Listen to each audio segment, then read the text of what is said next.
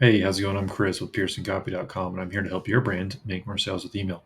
As part of my 100 emails in 100 days breakdown challenge, I'm breaking down an email today from Billy Reid. This is a fashion brand, a clothing brand, and this is their welcome email that I got through signing up through their form. I found their brand through like most of my videos. I found them in my Facebook feed running ads. So I thought clicking through their ad got my attention. So I clicked through, went to their site, signed up for the list, and decided to break down their welcome email that I got from them within a few minutes of actually signing up to their list. So that's the context. And yeah, I'll go ahead and jump into this email and break it down for you. So we'll start with the subject line, like always. Here's 15% off your first order with Billy Reid.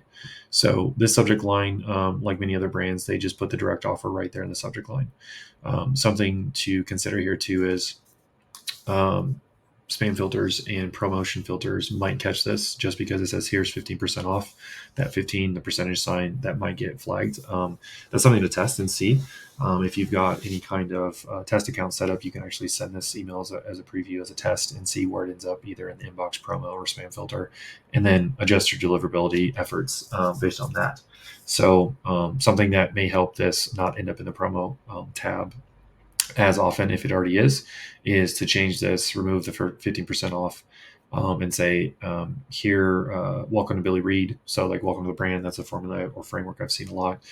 Maybe you can reference something like what to expect. So, like, Billy Reid invites you, invitation, Billy Reid, something like that, just to get people to open and click into your email and open it. So just some ideas there with the subject line. Just make sure that you're testing these before you send them. You can test with broadcasts or test with automations, I believe, in Klaviyo. So yeah, that'll let you know where your deliverability is at. Next piece here, we have the brand logo. Then we have a small menu here: men, women, essentials.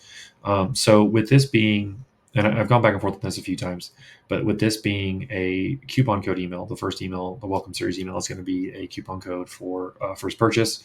Having a menu here can make sense if you're going to go directly for the sale.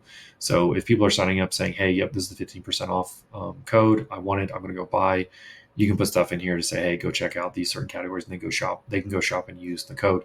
Um, you can, before this welcome email, actually set up your sign up forms to not show up on your homepage, but only show up on product pages. So something that this does is, yeah, you're not going to get as many people on the homepage signing up to get that 15% off, but what you will get is people that have higher intent to buy because they're already on product pages shopping and looking around.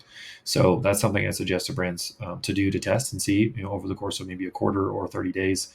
Say, hey, turn off your sign up form on the homepage and only target people that are actually have the intent of shopping and potentially buying because they're on your product pages. That's something that I've seen actually work pretty well. So keep that in mind, that if people are signing up on your homepage or your contact page or like a blog article, and you throw a pop-up at them for 15% off, is their intent on those pages to actually buy, or is it to get to know what your brand is and who you are?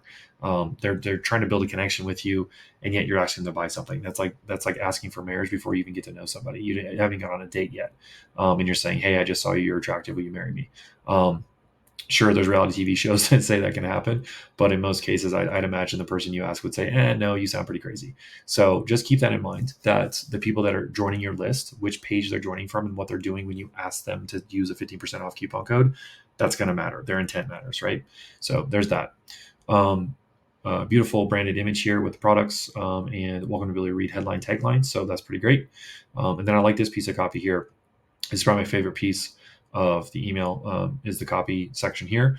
I'll just read it here. Hi there. Thank you for signing up. Now that you're on the list, you'll be the first to know about our latest collections, new arrivals, accessories, and more, exclusives and special offers, the Billy Reid community, and events. Also, we invite you to enjoy 15% off your first order by entering the code below during checkout. Code sincerely, the Billy Reid team. So there's three things that are happening here. One, they're saying, hey, thanks for signing up. You're in the right place. This is Billy Reid. This is the email list that you signed up for. Two, here's what to expect from us in emails. And so two things I would say about the expectations: our latest collections, new arrivals, exclusives and special offers, Billy Reid community, and events. So three of these four things are, I'd say, directly related to trying to get a sale, right? So Billy Reid's building a list of people who are ready to buy, but they're not building a community around their list of like people that are potentially ready to buy, that are shopping. So in like the buyer stage of awareness, they're speaking to, with the three of these four items here, they're speaking to people that are in a solution or product aware stage of awareness. So what that means is they're already looking for a solution. So they're looking for a brand a fashion, a brand, a brand that's similar to Billy Reid, and they're comparing solutions or comparing brands of who they're going to buy from, or they're in the product stage where they already know they want Billy Reid. They're just trying to pick which product, which color, which size, etc. And they're going through the product page and trying to figure that out. So that is great because that's going to be a smaller percentage. Like if you look at your marketing funnel, right, the top of the funnel is going to be the biggest audience, the middle is going to be the second biggest, the bottom is going to be the third biggest, or the smallest of the three stages, right? And so the majority of the people this email or these emails, this welcome series, I would assume, because I haven't got the rest of the emails yet, are speaking to are only the people that are at the bottom of the funnel ready to buy. And so that's a small percentage. What about the other, 80, 85, 90% of the people that are in the middle, the top of the funnel, that are on your list that aren't ready to buy yet? So this is where that annoyance from subscribers comes from, is that they're not ready to buy. They're still shopping around. They want to get to know your brand a little bit. And yet you're throwing discount codes and coupon codes at them saying, hey, the only way that we're going to keep you on our list is if you buy from us. So that's something to keep in mind, is that people that join your list are in different stages of the buying journey. Obviously, with your sign up form, you want to give the 15% off to somebody who's ready to buy and get them to buy now. That's the whole point of a welcome series, to get people to purchase. But people that join and say, hey, I might want that code later, I'm thinking about it, I'm going to take a couple weeks to think about it because I'm still shopping around. You're going to lose them most of the time because you're saying buy, instead of, hey, here's our brand, here's our origin story, here's why we do what we do and why it matters to you. And you're not really building a relationship, you're building a transaction, right? You're trying to get to that transaction too quick. And I know that sounds crazy coming from direct response copywriter, of like, hey, you need to put more time between them and the purchase action. But when it comes to where that customer's at, there's also the principle of meet them where they're at, speak to the conversation going on in their head. So you have to realize too, with context, is like, depending on who joins your list and when and what buying stage they're in, that's going to matter. So we have to play that strategy game of like, okay, who's joining our list? How are we going to approach them? How are we going to go from, like, maybe Billy Reid sends emails after this one. Maybe there's 2 or 3 emails they send in their welcome series of, here's the coupon code, use it. You have 72 hours. Then after that, they nurture the people that didn't buy and go to the different buying awareness stages, which that could be a possibility, which bravo if they do that. If not, that's something they could do with their welcome series. Okay, cool. So that was a little rant. Let's see. Also, we invite you to enjoy 15% off your first order by entering code below. So this is great, very clear, very direct. It's in the copy. Nothing really to say here. The mobile 15, very easy to remember, very easy to use. It's better than using those random codes. If you auto apply, that's better than using a random code, I think, because people aren't going to remember.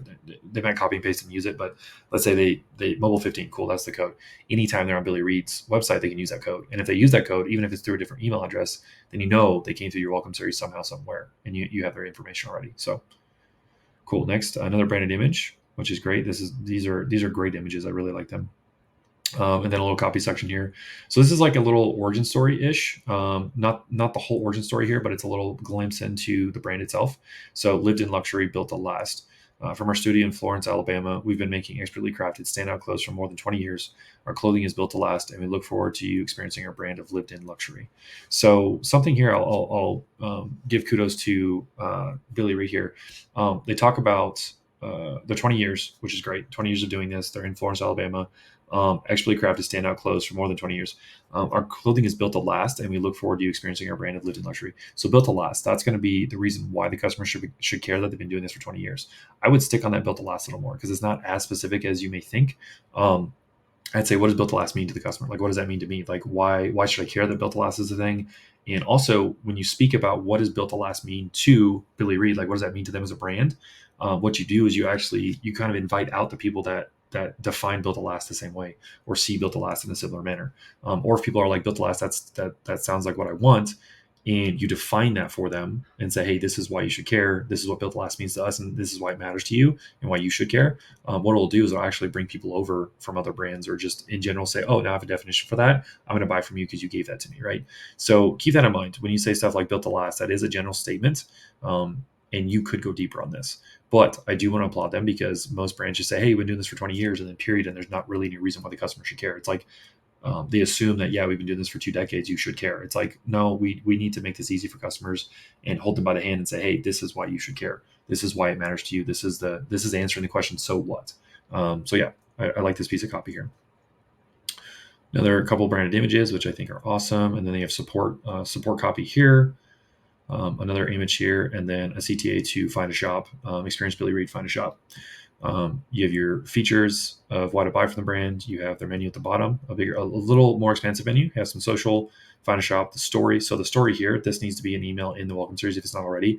This right here, I guarantee if we make this a second email, people are going to buy out that second email because the story, they're going to connect with it emotionally, right? You have your footer, and that's pretty much it for the email.